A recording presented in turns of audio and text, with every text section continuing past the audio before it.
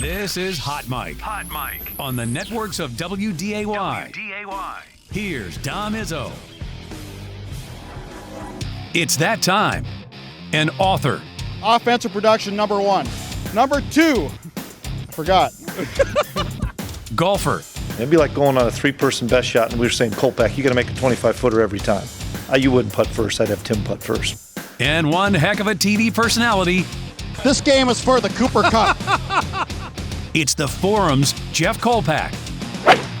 4! I should have yelled 2. All right, it's that time again with our guy Jeff Kolpack. His appearances are brought to us each and every Monday by Northwestern Mutual. Good to see you, my man. Happy Monday morning. I would think in the years we've been doing this that the eye test is the ultimate validation of how you view any kind of sporting activity. The eye test on South Dakota coming into Saturday was there were red flags, there were warning signs, and maybe even I didn't account as much as I needed to because that came home to roost at about 1:30 Saturday afternoon. It sure did, and the losses of the portal South Dakota endured were very evident. We illustrated that on Bison game day, Kolpack. I mean, the graphic was to the top to the bottom of guys that they had lost. And, South Dakota State, I think, has done a pretty good job of replacing all the guys they lost. I'm very impressed with how the Jacks have played. Yep. I didn't see that coming. There's so many guys that went to Washington State. 16? It was 19 guys in all. And then it seems like they've replaced those guys as advertised. Yep. So, good for the Jacks. The Coyotes not so much. No. I mean, they look slow. That was the evidence to me defensively. Yeah, their secondary was weak. Yep. Bryce Lance could have been running around all day. And he was. Basically was. Cole Payton was as well, which we'll get to. But that's the time that we're going to see probably more often than not now in FCS football where a team may bubble up and be good like USD was and then have that and maybe not have the depth to recover as other teams like the Bison or the Jackrabbits have. Yeah, 51-13 is nothing. Nothing to. There was no fluke either. Oh, it was no fluke. These are like the old Bison USD games that we got used to covering for 8-9 years prior to what we saw happen in 23 and 24. Now here comes Illinois State, which should have lost to North Alabama in much the same manner that South Dakota should have lost to Northern Colorado. So we really don't know about Illinois State as we head into this game. They're off last week. Yep. Should have lost to North Alabama. They just had to kick an extra point and they win. They gave up 30 to Eastern Illinois. That, again, worries me. Again, look at that, right? There's a red flag. Right. As red as your shirt right now. I look at that, and they beat Morehead State was their other, which is a non-scholarship school. so bad. So Morehead I watched a little bit of Presbyterian Morehead State game. That's the second Presbyterian reference we got on the show today. MORE Morehead. And, oh, wow, is that not good? Oh, is Presbyterian good? I don't know. Well, they could win that league. Yeah. I mean, they're unbeaten at 5-0 after they won. I'm still trying to last week, figure out how to spell Presbyterian. There's a Y in there. Let me last pit on South Dakota here because they have Murray, I believe, Indiana State, and Northern Iowa as their next 3. So they could be 5-3. They could win those 3, but they still have the heavy hitters with UND and the Jackrabbits coming up. I know those games are in Vermillion, but I don't know if is this a playoff team in your mind? South Dakota? No, not right now. But those 3 opponents coming up, which is kind of perplexing. Why they kept Aiden Bauman in the game? Oh, that I'm so glad you got to that because I have not ripped the Band-Aid off on it. I said it 3 times on the broadcast, and I'm sure probably people were watching that were still watching at that point where you're belaboring it, but it's 51-6. Why is the starting quarterback your only guy? Their backup has barely played in 2 years.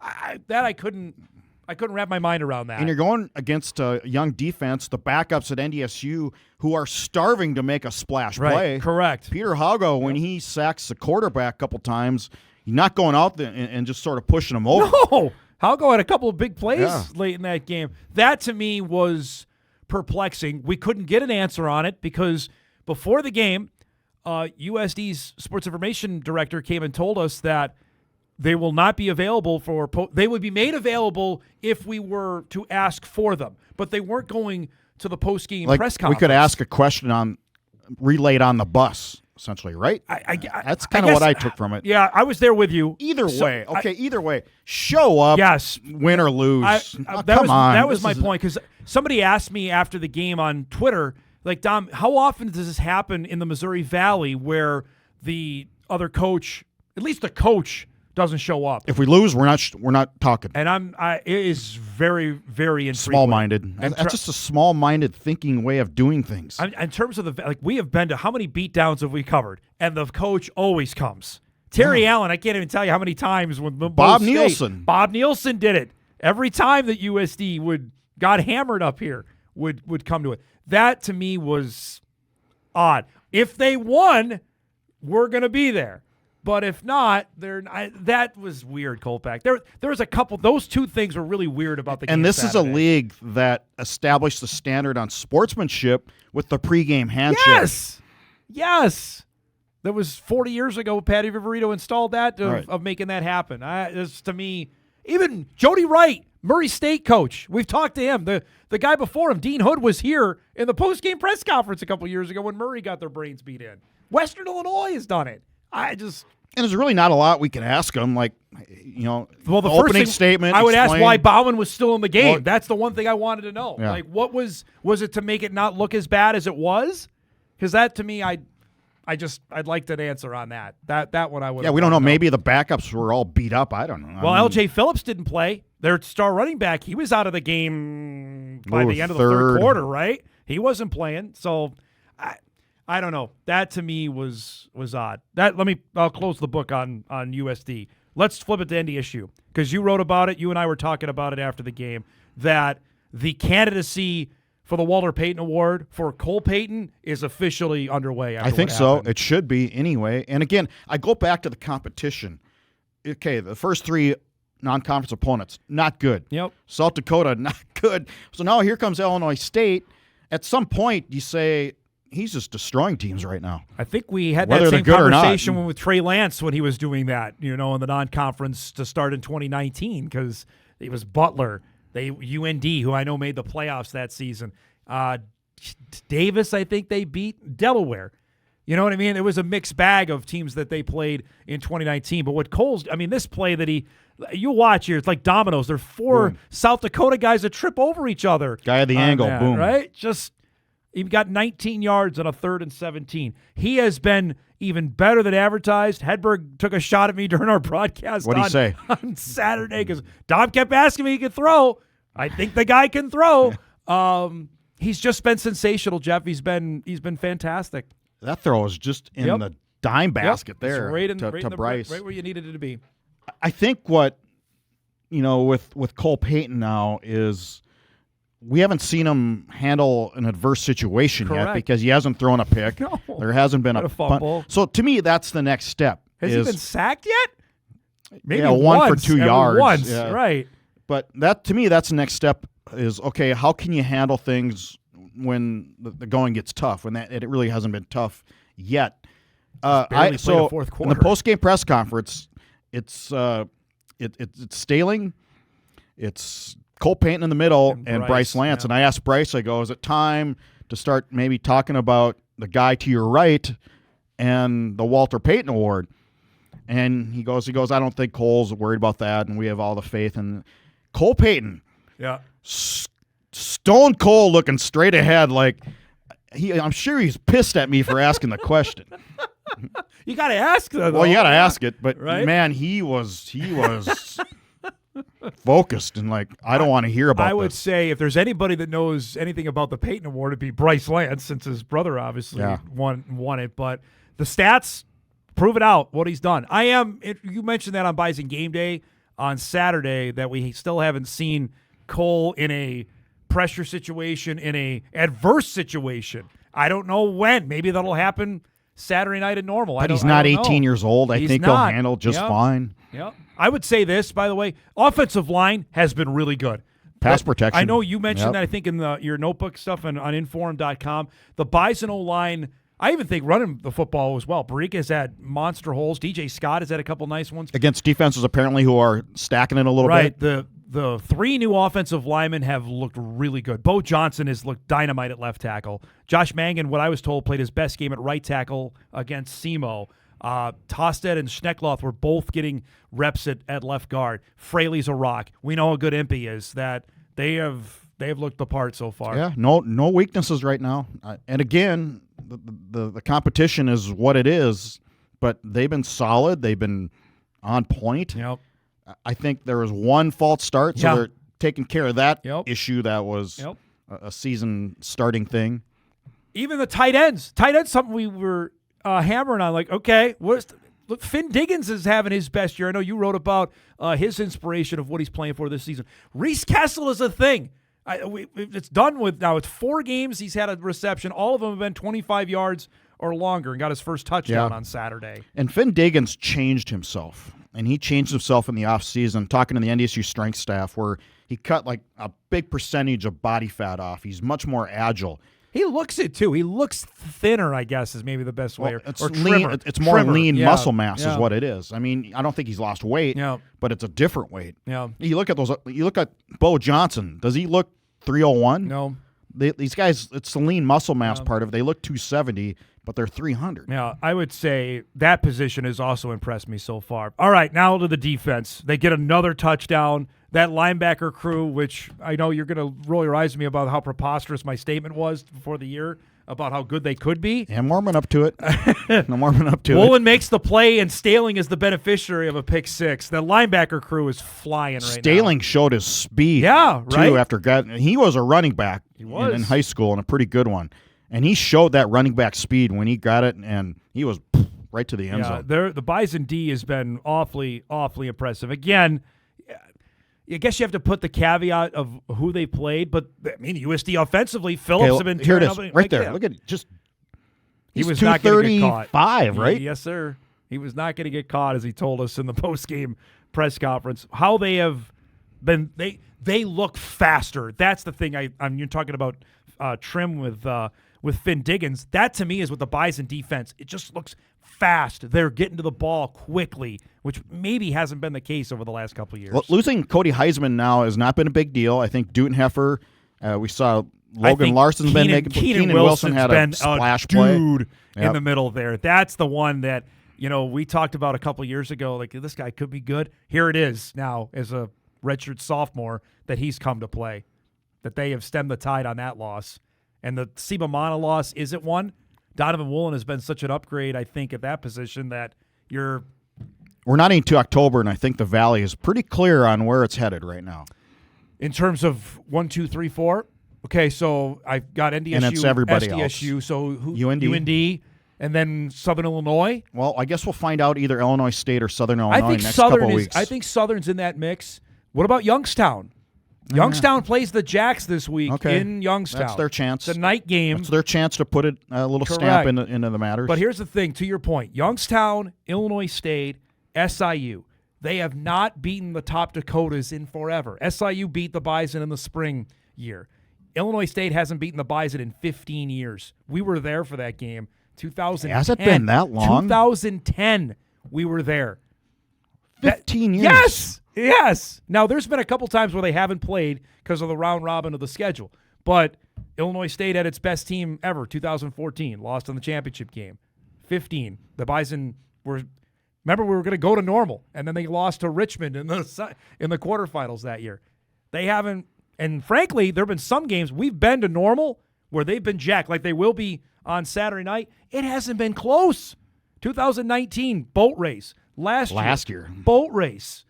The one game was that quarterfinal playoff game. The James Robinson, we're going to give it to you 35 times. It was 9-3. Right, there wasn't a touchdown scored in that game. That was the one time, but that's it. I mean, you don't need to ask SPAC about any lingering. I mean, he knows full well. Now, the one thing, and we'll save a little bit more of this for our Bison video blog coming up later today, they have a returning quarterback. Tommy Rittenhouse is back. That's the one, if you want to talk about one position that is beleaguered Illinois State, it's QB. He has not been able to find that. Yeah, but he did nothing against NDSU last year. No. Nothing. And now you're going against, this is not North Alabama talking about NDSU's defense and speed.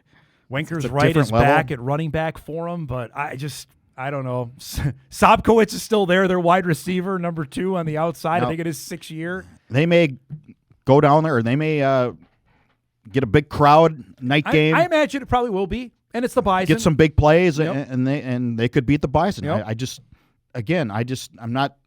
It's hard to do the comparative score game. I brought it up on the pregame show. You're knocking your head against the wall. Correct, Amundo. So, okay, this team did this, but there's so many players that have departed FCS for the transfer portal that September is preseason. That's why I'll finish this segment how I started. Trust your eyes. What you've seen is likely what it is. And I should have trusted my eyes better on South Dakota, and I'm not going to. But I guess I watched the Illinois State North Alabama game, and if I'm trusting my eyes.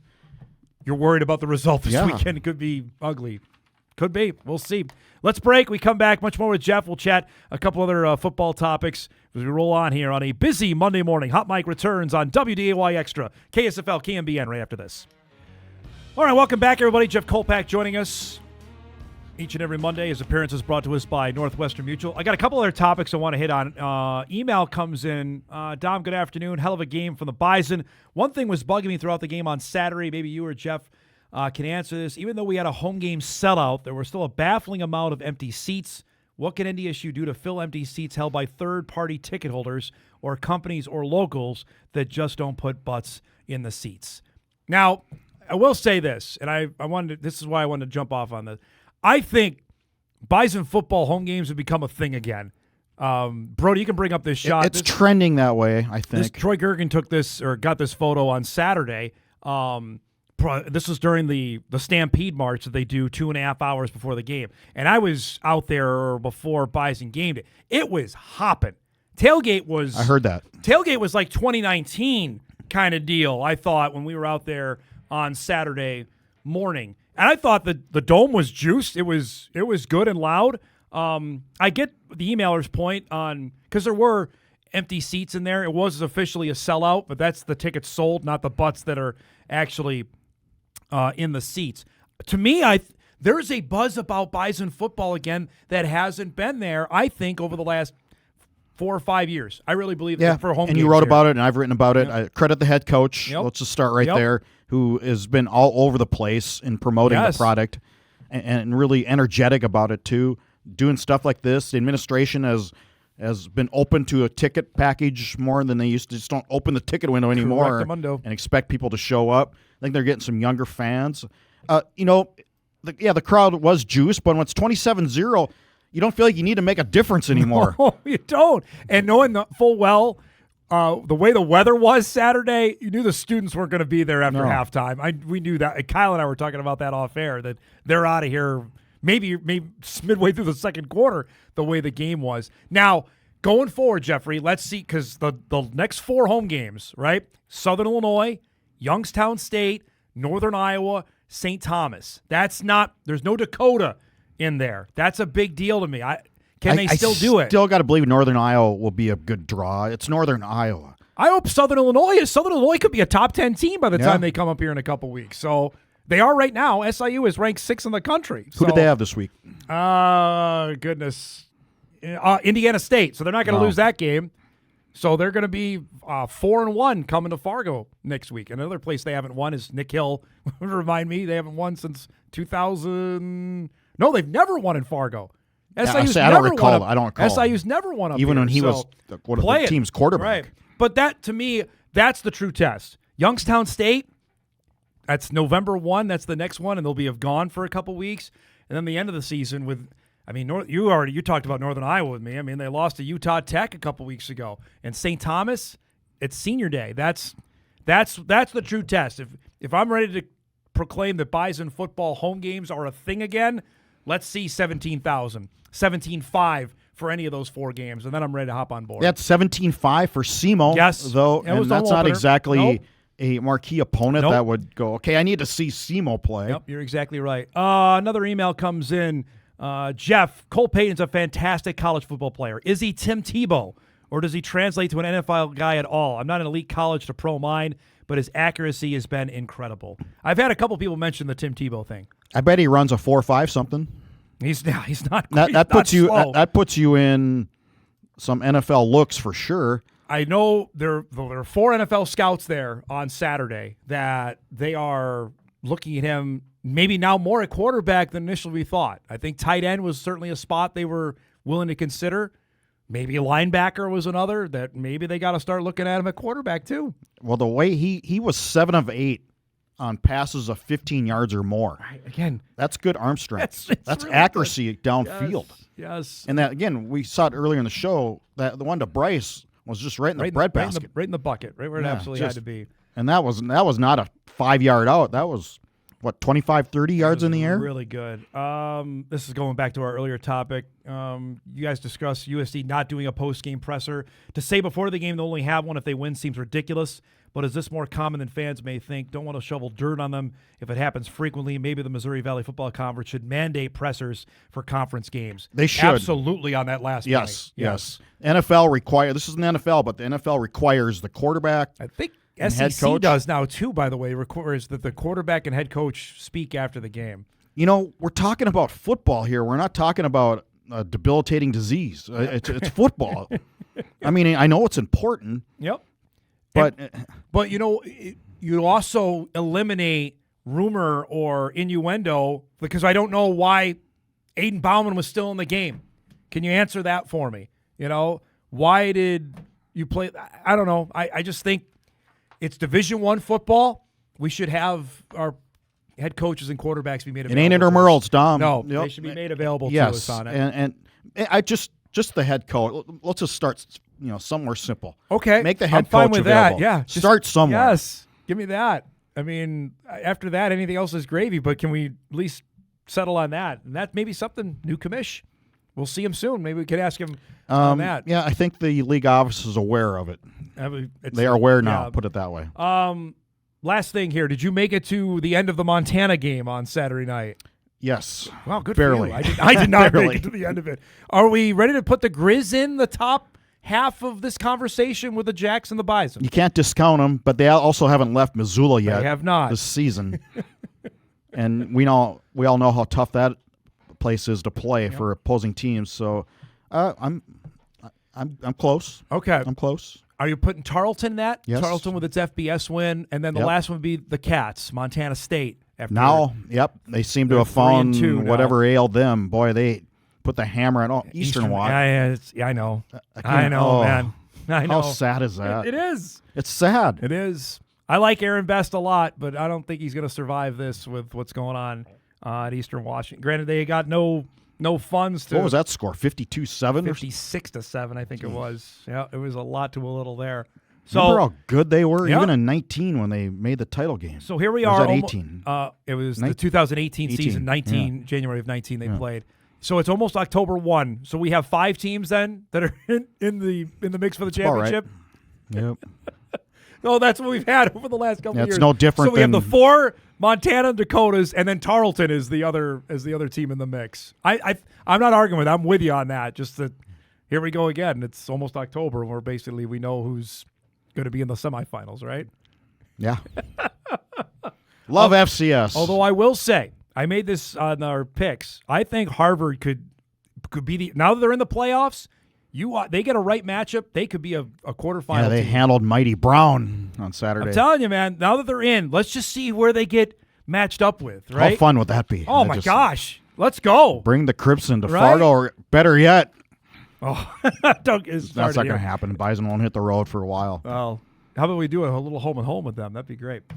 Great stuff as always, bud. We'll see you later today for the Bison video blog, all right? Good to see you, Dom. Jeff Kolpack joins us each and every Monday at 10 o'clock. Give us the lowdown on everything going on with the Bison. His appearances are brought to us by Northwestern Mutual. We come back. We'll recap on the weekend that was in high school ball, some big-time results.